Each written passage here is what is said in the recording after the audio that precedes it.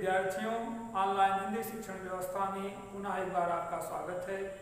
कक्षा 10 के विद्यार्थियों के लिए आज का जो वीडियो है, इस वीडियो में हम प्रथम पाठ में सूरदास जी के जो पद हैं, संकलित हैं, उनकी व्याख्या को पूर्ण रूप से आज पढ़ेंगे। कल के वीडियो में सूरदास जी के जीवन चरित्र को पढ़ा, उनकी महानता को, उनकी भक्ति को आत्मसात किया। कल तक हम लोग पाठ्य पुस्तक के 5 पदों की व्याख्या का अध्ययन किए थे। आज हम शेष बचे हुए 6 से लेकर के 11 पदों की व्याख्या करेंगे। व्याख्या करने से पहले जो निर्देश है उसको भली भांति अवश्य जान लें। निर्देश यह है कि व्याख्या को हम 5 बिंदुओं में करेंगे। जो 5 बिंदु हैं, 5 हेडिंग हैं। उसकी पहली हेडिंग संकेत होगा। संकेत में जिस पद की व्याख्या करनी है, उस पद के प्रथम 2 शब्द और अंतिम 2 शब्द, उदाहरण के लिए जैसे इस पद की व्याख्या करनी है तो प्रथम 2 शब्द और अंतिम 2 शब्द हमने लिखा। उसके बाद संदर्भ लिखेंगे। संदर्भ हमने ब्लैक बोर्ड पर लिखा है। यह संदर्भ सरल, सहज तथा रचनात्मक है, हट करके है, परंपरा रूढ़िवादिता से हट करके नए विचार, नए लेख लिखें। तो संदर्भ है उद्धृत श्रेयस प्रेयस काव्य पंक्तियां हमारी प्रकामनी पुस्तक काव्य संकलन के पद नामक शीर्षक से संग्रहित है। इसके कृतिकार सूरदास जी हैं।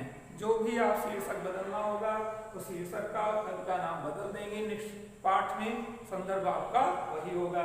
इसके पश्चात हम तीसरी हेडिंग प्रसंग डालते हैं। प्रसंग मतलब शीर्षक की व्याख्या को संक्षिप्त रूप से टाइटल रूप में लिखना। जैसे इस पद में गोपियों के प्रेम का चित्रण किया गया है तो हमने लिख दिया गोपियों के प्रेम का चित्रण किया गया है। भगवान की भक्ति का, वात्सल्यता का, प्रकृति की मनोरमता का जिसका भी उल्लेख उस पद में हो उसको संक्षिप्त रूप से लिखना रहता है। व्याख्या करेंगे। चौथी हेडिंग व्याख्या का मतलब होता है व्यापक आख्या। जैसे सूरदास जी ने अपने मनोभावों को 4 पंक्तियों में लिखा। अब उसी 4 पंक्ति के भाव को हम 8 या 10 पंक्ति में लिखेंगे। यही हो गई व्याख्या। व्याख्या का अर्थ होता है व्यापक आख्या। 5वीं हेडिंग काव्य सौष्ठव, काव्य सौंदर्य से है। कवि के द्वारा अपने काव्य में सौंदर्यता लाने के लिए रस, छंद, अलंकार, भाषा आदि का प्रयोग किया जाता है। इसको हम 5वीं हेडिंग के माध्यम से लिखेंगे। ध्यान दें विद्यार्थियों, या जो प्रकरण है या जो प्रश्न है या बोर्ड परीक्षा में 6 अंक का होता है, उस 6 अंक में 1 अंक संदर्भ का, 4 अंक व्याख्या का और 1 अंक काव्य सौंदर्य का रहता है। तो 6 अंक प्राप्त करने के लिए आज हम इस वीडियो के माध्यम से सूरदास के सूरसागर के कुछ पदों को पढ़ेंगे। कुछ में जो है वो आपके पाठ्यक्रम में बचे हुए 6 से लेकर के 11 पदों की व्याख्या आज हम लोग पढ़ेंगे। तो विद्यार्थियों चलते हैं आगे और व्याख्या पढ़ते हैं। व्याख्या भगवान की भक्ति पर आधारित है। उसमें आपको कुछ नहीं करना है, बस अपने मन को भगवान के चरणों में समर्पित कर देना है।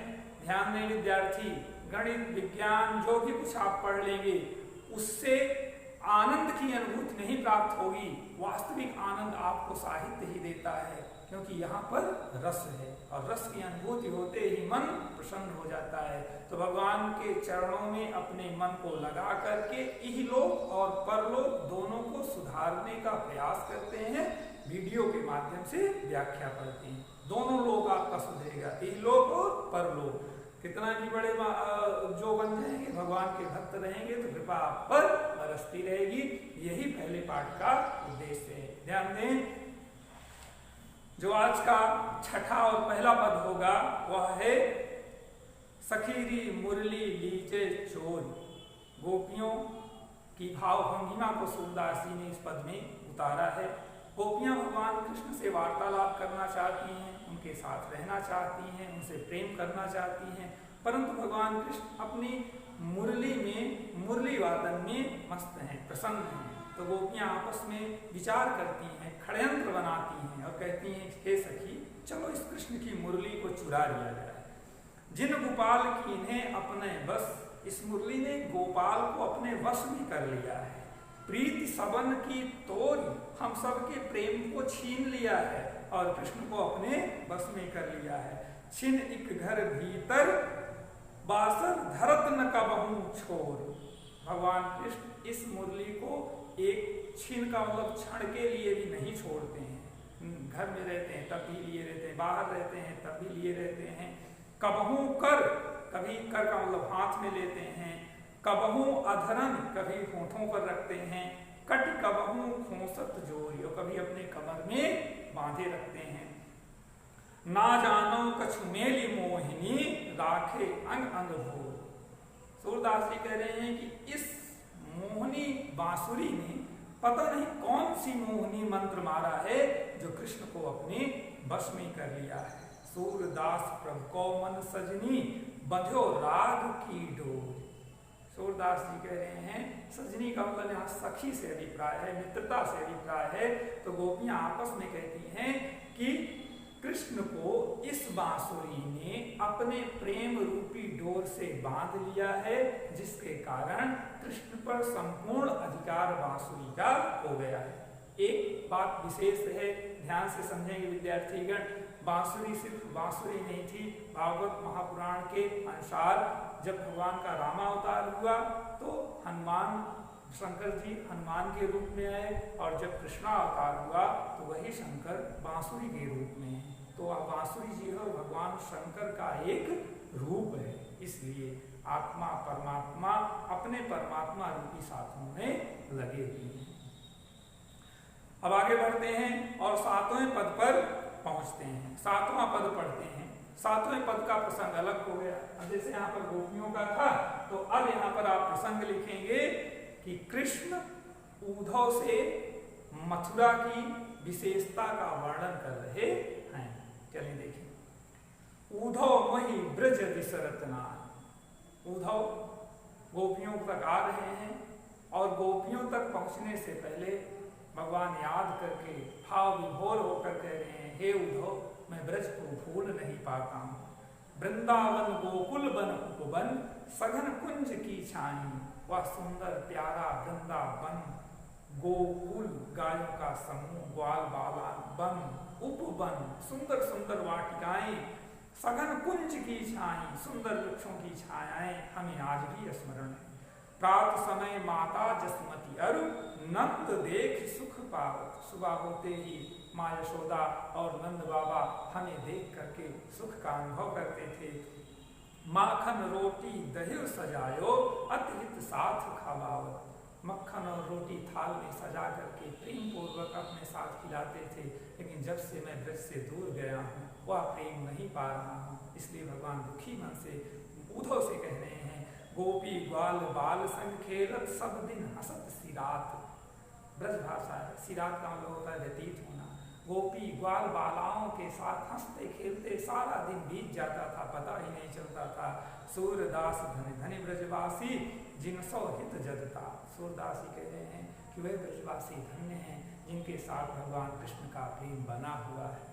तो इस पद में भगवान कृष्ण ब्रज को स्मरण करते हुए उद्धव से कहते हैं, जिसका चित्रण एक बार पुनः आप सुनिए। इस प्रकार लिखेंगे, व्याख्या एडिंग डालेंगे और लिखेंगे, सूरदास के माध्यम से भगवान कृष्ण ब्रज को स्मरण करते हुए कहते हैं कि हे उद्धव, मैं ब्रज को भूल नहीं पा रहा हूँ। वहाँ का वन, उपवन, वृक्षों की छायाएं, यमुना का तट, ग्वाल बालाओं के साथ हंसते खेलते वो दिन हमें आज भी स्मरण है। सुबह होते ही माँ यशोदा, नंद बाबा प्रेम पूर्वक अपने साथ मक्खन रोटी खिलाते थे। सूरदास जी कहते हैं, कोई ब्रजवासी धन्य हैं जिनके साथ भगवान कृष्ण की आत्मीयता बनी हुई है। तो प्रिय विद्यार्थियों, इस पद के बाद 8वें पद पर चलते हैं और 8वां पद पढ़ते हैं।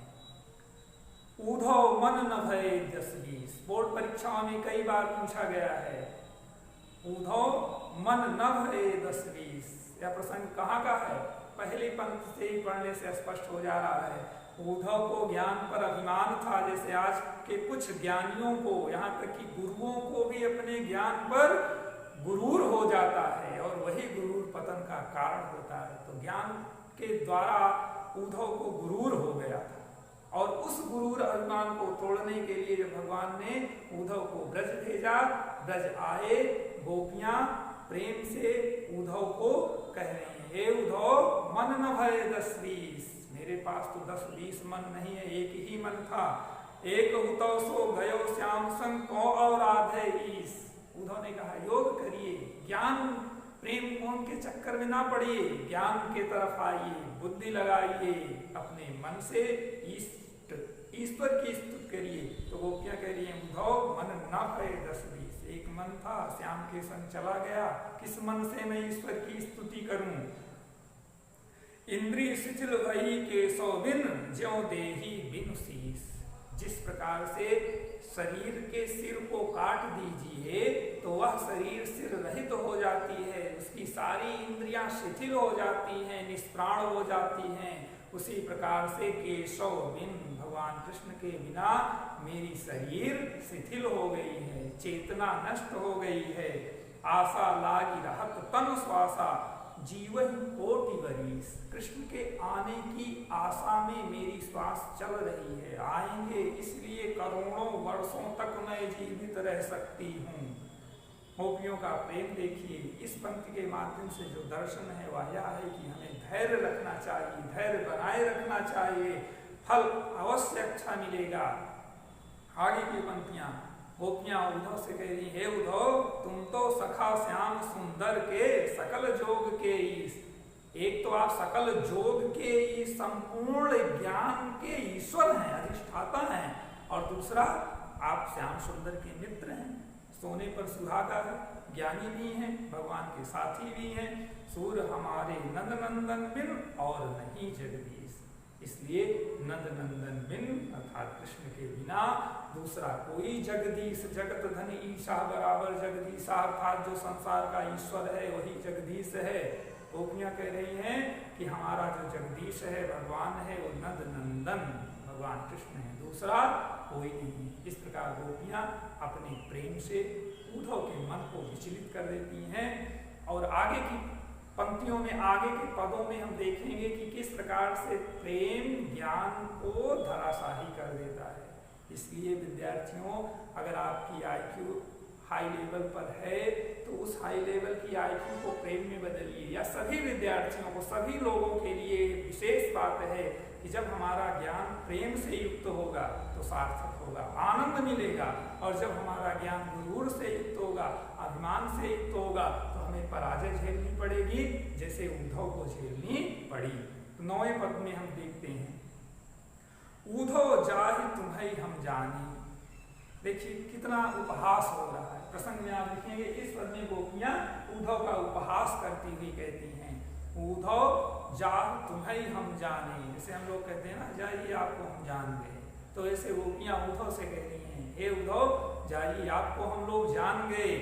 श्याम तुम्हें हो का नहीं पठियो, तुम हो बीच भुलाने। भगवान ने आपको यहाँ नहीं भेजा, आप बीच में रास्ता भूल करके, भटक करके आ गए, क्योंकि भगवान तो प्रेम के सागर हैं। अगर आप उनके मित्र होते तो प्रेम की 2-4 बूंद तो आपके अंदर होती। आप यहाँ नहीं आए, बल्कि रास्ता भूल करके आए, इसलिए चुपचाप चले जाएंगे। ब्रज नारी सो जोग कहत हो, बात कहत न लजाने। ज्ञानी ही है, आज ज्ञानी को भी देख लीजिए, उद्धव की स्थिति होती है, वो ज्ञान में चूर हैं, भूल जाते हैं किस प्रकार किससे व्यवहार किया जाए। तो उद्धव गोपियों से क्या कह रहे हैं कि योग करिए, प्राणायाम करिए, योगी बनिए। क्या स्त्रियां योगी बन सकती हैं? योगी बनना तो पुरुषों के लिए। इसलिए इस उपहास करती हुई ब्रज की नारियां कह रही हैं कि ब्रज नारियों सो जोग कहत हो, ब्रज की स्त्रियों से योगी बनने के लिए कह रहे हो, बात कहत न लजाने। लजाने का मतलब शर्म होना। ऐसी बात कहते हुए आपको शर्म नहीं आई, कैसे ज्ञानी हो आप? बड़े लोग न विवेक तुम्हारे, ऐसे भय अयाने। इतने विवेकीवान होने के बाद भी आप अज्ञानी बने हुए हो। हम सो कहीं लई हम सही के, जिये गुण ले सयाने। आपने हमसे कहा, हमने सही लिया, क्योंकि हम भगवान कृष्ण के प्रेमी हैं, उनके भक्त हैं। लेकिन जिये गुण ले सयाने, सयाने का मतलब होशियार, बुद्धिमान। अगर किसी बुद्धिमान स्त्री से, नारी से या व्यक्ति से आपने कहा होता तो वह आपकी बात को स्वीकार ना करता। कहाँ अबला कहाँ दशा दिगंबर, नष्ट करो पहचाने। कहाँ अबला और कहाँ दिगंबर। दिगंबर में कौन सा समास है? बहुब्रीहि, अर्थात ना दिशाएं ही जिनकी वस्त्र हों, जो एक नागा संप्रदाय होता है, उसका चित्रण करते हुए गोपियां कह रही हैं कि कहाँ अबला कहाँ दशा दिगंबर, स्त्रियां दिगंबर संप्रदाय की नहीं हो सकती हैं। मस्ट करो पहचाने, ब्रजभाषा मस्ट का मतलब होता है भूलना, आप भूल रहे हैं पहचानने में। साच कहूं तुमको अपनी सौ, मैं साच कहूं सत्य कह रही हूँ, और सौ का मतलब अपनी सौगंध देकर कह रही हूँ। बूझत बात निदानी, आप बहुत मूर्ख लगते। सूर श्याम जब तुम्हें पठायो तब नहीं कहूँ मुस्काने। गोपियां कह रही हैं कि अच्छा ये बताइए, जब आपको भगवान भेज रहे थे तो नहीं कहूँ मुस्काने, नहीं कहूँ थोड़ा मुस्कुराए थे क्या? क्योंकि भगवान कृष्ण नटखट थे और वो गोपियां जान रही हैं कि इन्हें परेशान करने के लिए कृष्ण ने यहाँ पर भेजा है। तो इस प्रकार इस पद के माध्यम से हमने जाना कि प्रेम ज्ञान से श्रेष्ठ होता है। अगर हमारे अंदर ज्ञान आ जाए तो उस ज्ञान को प्रेम में बदलने का प्रयास करना चाहिए, क्योंकि भगवान सिर्फ प्रेम के भूखे हैं। तमाम उदाहरण भरे पड़े हैं। कृष्ण की बात चल रही है तो हम राम का उदाहरण नहीं ले रहे, कृष्ण की बात देखिए, अब उसमें स्पष्ट पद है, प्रेम विवश अर्जुन रथ हाँक्यो भूल गए ठकुराई, दुर्योधन घर मेवा त्यागो साध विदुर घर खाई। प्रेम के वशीभूत भगवान अर्जुन रथ हाँक्यो, उनके ड्राइवर बन गए। ड्राइवर और मालिक में कितना अंतर है। जो संसार का मालिक है, लेकिन प्रेम विवश अर्जुन रथ हाँक्यो भूल गए ठकुराई, दुर्योधन घर मेवा त्याग्यो साग विदुर घर खाई। मेवे का व्यंजन त्याग करके जहाँ प्रेम था विदुर के यहाँ, भगवान ने साग का पान किया।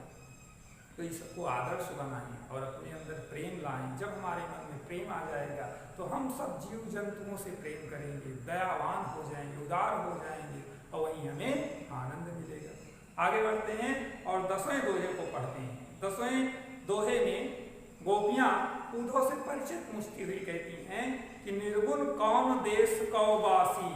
हे निर्गुण ज्ञान के उपासक उद्धव, उद्धव को यहाँ निर्गुण कहा गया, रूपक अलंकार है। निर्गुण कौन देश कौवासी, आप किस देश के निवासी हैं? मधुकर कई समझाई सौमदय, मधुकर का मतलब भ्रमर भौरा दूत को कहा गया। यहाँ पर भी मधुकर उद्धव जी हैं। बूझत साच नहासी, मैं हंसी मजाक नहीं कर रही हूँ, आपसे सत्य पूछ रही हूँ, अपना परिचय दीजिए। को है जनक कौ है जननी, कौन नारी को दासी। आपके माता कौन है, आपके पिता कौन है, आपकी पत्नी कौन है और आपकी सेविका कौन है, कृपा करके हमें बताएं। कैसो वरण भेष है कैसो कि रस्मय अभिलाषी, आपका वर्ण क्या है, किस जाति के हैं और किस रस की अभिलाषा रखते हैं। सबको ना, हम लोगों को विद्यार्थियों को किस रस का अभिलाषी होना चाहिए? वीर रस का अभिलाषी होना चाहिए, प्रेम रस का अभिलाषी होना चाहिए, उत्साहित रहना चाहिए। तो गोपियां उद्धव से पूछ रही हैं, हे उद्धव आप किस रस के अभिलाषी हैं, कौन सा रस आपको पसंद है? पावोगे पुण्य कियो आपने जौरे करेगो गांसी, गांसी का मतलब होता है झूठ, मिथ्या। और गोपियां कह रही हैं यदि आप झूठ बोलेंगे, गलत बोलेंगे तो उस गलत बोलने का परिणाम भी आप पाएंगे, इसलिए सत्य हमसे बताइए। सुनत मौन हुए रहे बावरो, देखो ज्ञानी क्या बन गया? बावरो, बावरो का मतलब मूर्ख पागल। सुनत मौन हुए रहे बावरो, सुनते ही वह उद्धव मौन पूर्वक खड़े हैं। सूर सबय मति नासी, सूरदास जी कह रहे हैं सब मति, मति का मतलब बुद्धि नष्ट हो गई। तो अगर ज्ञान अहंकार होगा तो आपकी मति नष्ट हो जाएगी, इसलिए ज्ञान को प्रेम में बदलिए। इस प्रकार अब अंतिम दोहे में सूरदास जी उद्धव के माध्यम से मां यशोदा के संदेश को कृष्ण तक पहुंचाने का प्रयास करते हैं। अभी तक गोपियों के संदेश को हम लोगों ने पढ़ा, अब मां यशोदा के प्रेम को देखें अंतिम पद में। संदेशो देवकी सो कहियो, तो दो माताएं थी भगवान की, देवकी और यशोदा, दोनों की बातों का चित्रण पद में किया गया है। संदेशो देवकी सो कहियो, हाँ तो धाय तिहारे सुत की दया करत ही रहियो। धाय का मतलब होता है सेविका, सेवा करने वाली को धाय कहा जाता है। 9th में आपने पढ़ा पन्ना धाय ना, तो धाय का सेविका। हाँ तो धाय तिहारे सुत की दया करत ही रहियो, मैं तो आपके पुत्र की सेविका हूँ। कौन कह रहा है? माँ यशोदा कह रही है। तो वास्तव में जन्म देने वाली तो माँ देवकी थी, लेकिन भगवान का पालन पोषण किया माँ यशोदा ने। तो माँ यशोदा अपने भाव को प्रकट करते हुए कह रही हैं कि मैं आपके पुत्र की दासी हूँ, इसलिए सदैव आप हम पर दया बनाए रखिएगा।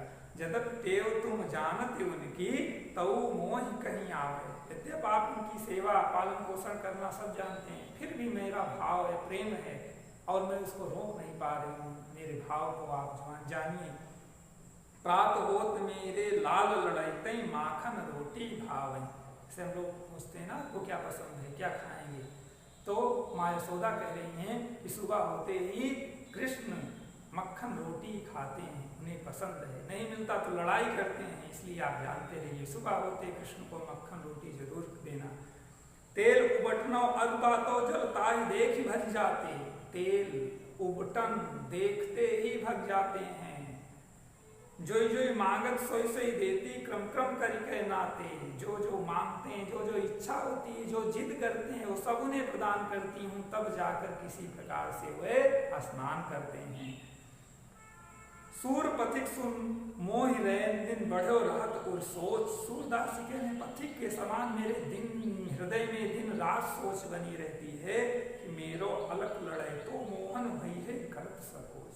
मेरा कृष्ण बहुत लड़ालू प्रवृत्ति का है, बहुत झगड़ालू प्रवृत्ति का है, इसलिए उस पर सदैव संकोच बनाए रखिएगा, अपनी दया दृष्टि बनाए रखिएगा। देखें प्रिय विद्यार्थियों, चाहे मित्र है चाहे परिवार है, सबका स्वभाव अलग अलग होता है। कुछ व्यक्ति जिद्दी होते हैं, स्वभाव से लड़ाकू होते हैं, लेकिन हृदय से बहुत निर्मल होते हैं। इसलिए उनकी बात को समझ करके आत्मसात कर लेना चाहिए। झगड़ा लड़ाई आपस में नहीं करनी चाहिए। तो यही इस पद्यांश की अंतिम पंक्ति का उद्देश्य है, जो माँ यशोदा देवकी से कह रही हैं। तो प्रिय विद्यार्थियों, आज के वीडियो में हम लोगों ने पहले पाठ जो सूरदास जी का था, उसके संपूर्ण पदों की व्याख्या को पढ़ा। आज आप गृह कार्य में जो शेष 6 से लेकर 11 पद थे, उनकी आप व्याख्या लिख लेंगे, संकेत लिख देंगे। संदर्भ लिखने की आवश्यकता नहीं है, कल आपने लिखा ही था। प्रसंग व्याख्या लिखेंगे, काव्य सौंदर्य भी लिखने की आवश्यकता नहीं है, क्योंकि काव्य सौंदर्य भी कॉमन है। इस प्रकार से क्या क्या लिखेंगे? प्रसंग, व्याख्या और संकेत डाल देंगे, या पद की संख्या डाल देंगे। इस प्रकार से बिना किसी व्यवधान के इस कार्य को करेंगे।